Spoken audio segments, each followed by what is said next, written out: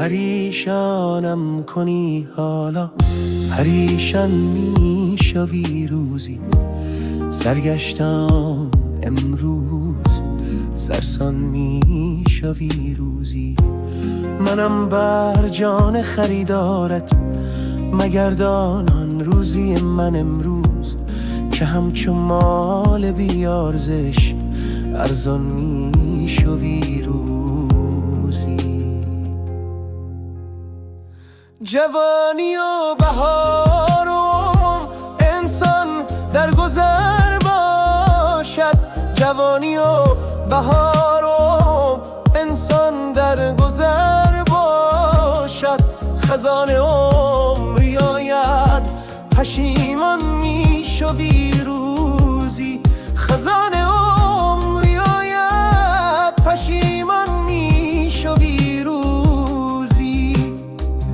پریشانم کنی حالا، پریشان می شوی روزی.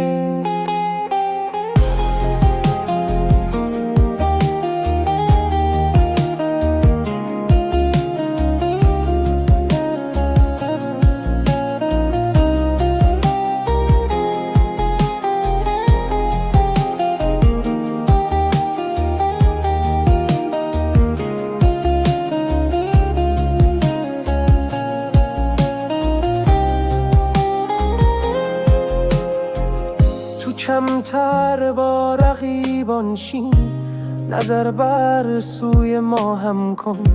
تو کمتر با رقیبان شین، گذر بر سوی ما هم کن.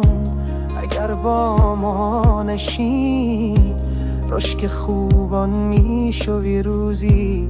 زمانی میرسد از ما، نشانه هم نمیاد. کجای جان شیرینم، گفته گریان می شوی روزی. پریشانم کنی حالا، پریشان می شوی روزی.